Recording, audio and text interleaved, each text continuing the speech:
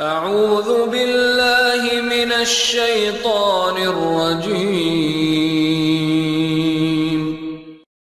بسم اللہ الرحمن الرحیم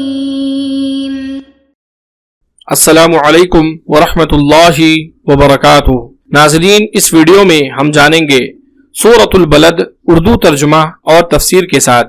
ویڈیو میں آگے بڑھنے سے پہلے اگر آپ اس چینل پر نئے ہیں تو ہمارے اس چینل کو ضرور سبسکرائب کر لیں تاکہ آپ کو ہماری مزید ویڈیوز مل سکیں، اور اگر آپ کو یہ ویڈیو اچھی لگے تو اسے آپ لائک اور شیئر ضرور کریں۔ چلیے شروع کرتے ہیں۔ اعوذ باللہ من الشیطان الرجیم، بسم اللہ الرحمن الرحیم۔ شروع کرتا ہوں میں اللہ تعالی کے نام سے جو بڑا مہربان نہایت رحم والا ہے۔ لا اقسم بهذا البلد، میں اس شہر کی قسم کھاتا ہوں۔ اس شہر سے مراد مکہ مکرمہ ہے، جس میں اس وقت جب سورت کا نزول ہوا نبی کریم صلی اللہ علیہ وسلم کا قیام تھا۔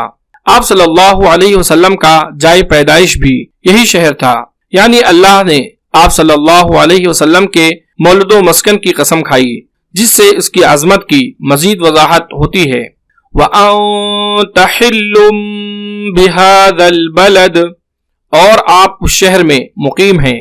یہ اشارہ ہے اس وقت کی طرف جب مکہ فتح ہوا۔ اس وقت اللہ تعالیٰ نے نبی کریم صلی اللہ علیہ وسلم کے لیے اس شہر حرام میں قتال کو حلال فرما دیا تھا، جبکہ اس میں لڑائی کی اجازت نہیں ہے۔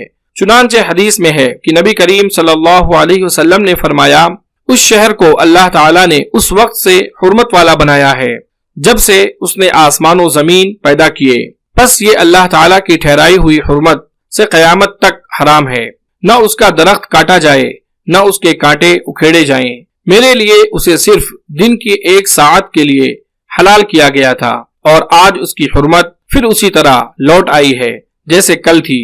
اگر کوئی یہاں قتال کے لیے دلیل میری لڑائی کو پیش کرے تو اس سے کہو کہ اللہ تعالیٰ کے رسول صلی اللہ علیہ وسلم کو تو اس کی اجازت اللہ تعالیٰ نے دی تھی، جبکہ تمہیں یہ اجازت اس نے نہیں دی۔ وَوَالِدٍ وَمَا وَلَدَ، اور قسم ہے انسانی باپ اور اولاد کی۔ بعض نے اس سے مراد حضرت آدم علیہ السلام اور ان کی اولاد لی ہے، اور بعض کے نزدیک یہ عام ہے، ہر باپ اور اس کی اولاد اس میں شامل ہیں۔ لَقَدْ خَلَقْنَا الْإِنسَانَ فِي كَبَدٍ، یقیناً ہم نے انسان کو بڑی مشقت میں پیدا کیا ہے، یعنی اس کی زندگی محنت و مشقت اور شدائد سے معمور ہے۔ امام طبری نے اس مفہوم کو اختیار کیا ہے، یہ جواب قسم ہے۔ اَيَحْسَبُ أَن لَّن يَقْدِرَ عَلَيْهِ أَحَدٌ، کیا یہ گمان کرتا ہے کہ یہ کسی کے بس میں نہیں، یعنی کوئی اس کی گرفت کرنے پر قادر نہیں۔ يَقُولُ أَهْلَكْتُ مَالًا لُبَدًا، کہتا پھرتا ہے کہ میں نے بہت کچھ مال خرچ کر ڈالا، یعنی دنیا کے معاملات اور فضولیات میں خوب پیسہ اڑاتا ہے، پھر فخر کے طور پر لوگوں کے سامنے بیان کرتا ہے۔ اَيَحْسَبُ أَن لَّمْ يَرَهُ أَحَدٌ، کیا یوں سمجھتا ہے کہ کسی نے اسے دیکھا ہی نہیں؟ اس طرح اللہ تعالیٰ کی نافرمانی میں مال خرچ کرتا ہے اور سمجھتا ہے کہ کوئی اسے دیکھنے والا نہیں، حالانکہ اللہ تعالیٰ سب کچھ دیکھ رہا ہے جس پر وہ اسے جزا دے گا۔ آگے اللہ تعالیٰ اپنے بعض انعامات کا تذکرہ فرما رہا ہے تاکہ ایسے لوگ عبرت پکڑیں۔ أَلَمْ نَجْعَلْ لَهُ عَيْنَيْنِ، کیا ہم نے اس کی 2 آنکھیں نہیں بنائیں جن سے دیکھتا ہے؟ وَلِسَانًا وَشَفَتَيْنِ، زبان اور ہونٹ نہیں بنائے؟ زبان سے وہ بولتا ہے اور ما فی الضمیر کا اظہار کرتا ہے، ہونٹوں سے وہ بولنے اور کھانے کے لیے مدد حاصل کرتا ہے۔ علاوہ ازیں وہ اس کے چہرے اور منہ کے لیے خوبصورتی کا بھی باعث ہیں۔ وَهَدَيْنَاهُ النَّجْدَيْنِ، ہم نے دکھا دیے اس کو دونوں راستے، یعنی خیر کی بھی، شر کی بھی، اور ایمان کی بھی، سعادت کی بھی، اور بدبختی کی بھی۔ جیسے فرمایا، بعض نے یہ ترجمہ کیا ہے، ہم نے انسان کی ماں کے 2 پستانوں کی طرف رہنمائی کر دی، یعنی وہ عالم شیر خارگی میں ان سے خوراک حاصل کرے، لیکن پہلا مفہوم زیادہ صحیح ہے۔ فَلَقْتَحَمَ الْعَقَبَةَ، سو سے نہ ہو سکا کہ گھاٹی میں داخل ہوتا۔ عقبہ گھاٹی کو کہتے ہیں، یعنی وہ راستہ جو پہاڑ میں ہو۔ یہ عام طور پر نہایت دشوار گزار ہوتا ہے۔ یہ جملہ یہاں استفہام بمعنی انکار کے مفہوم میں ہے، یعنی فلق تحم العقبہ، کیا وہ گھاٹی میں داخل نہیں ہوا؟ مطلب ہے نہیں ہوا۔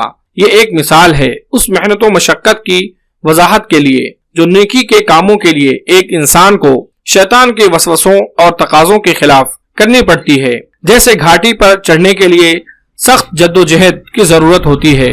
وما ادراک ما العقبہ، اور کیا سمجھا کہ گھاٹی ہے کیا؟ فک رقبہ، کسی گردن یعنی غلام یا لونڈی کو آزاد کرنا۔ او اطعام فی یوم ذی مسغبہ، یا بھوکے کو کھانا کھلانا۔ یتیما ذا مقربہ، کسی رشتہ دار یتیم کو۔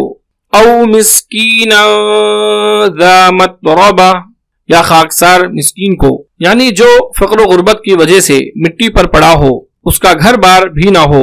مطلب یہ ہے کہ کسی گردن کو آزاد کرنا، کسی بھوکے رشتہ دار کو کھانا کھلا دینا، یہ دشوار گزار گھاٹی میں داخل ہونا ہے جس کے ذریعے سے انسان جہنم سے بچ کر جنت میں جا پہنچے گا۔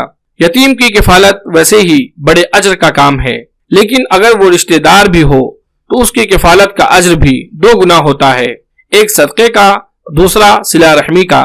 اسی طرح غلام آزاد کرنے کی بھی بڑی فضیلت احادیث میں آئی ہے۔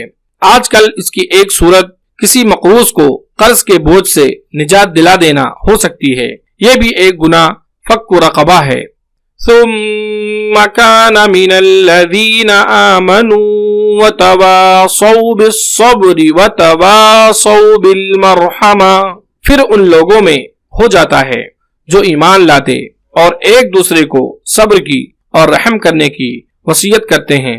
اس سے معلوم ہوا کہ مذکورہ اعمال خیر اسی وقت نافع اور اخروی سعادت کا باعث ہوں گے جب ان کا کرنے والا صاحب ایمان ہوگا۔ اہل ایمان کی صفت ہے کہ وہ ایک دوسرے کو صبر اور رحم کی تلقین کرتے ہیں۔ اولئک اصحاب المیمنہ، یہی لوگ ہیں دائیں بازو والے یعنی خوشبختی والے۔ والذین کفروا بآیاتنا ہم اصحاب المشأمہ، اور جن لوگوں نے ہماری آیتوں کے ساتھ کفر کیا یہ کم بختی والے ہیں۔ علیہم نار مؤصدہ، انہی پر آگ ہوگی جو چاروں طرف سے گھیری ہوئی ہوگی، یعنی ان کو آگ میں ڈال کر چاروں طرف بند کر دیا جائے گا تاکہ ایک تو آگ کی پوری شدت و حرارت ان کو پہنچے، دوسرے وہ بھاگ کر کہیں نہ جا سکیں گے۔ اللہ تبارک و تعالیٰ سے دعا ہے کہ اللہ رب العالمین ہم تمام لوگوں کو اس ویڈیو میں جو باتیں بیان کی گئی ہیں ان باتوں کو سمجھنے اور ان پر عمل کرنے کی توفیق عطا فرمائے، آمین۔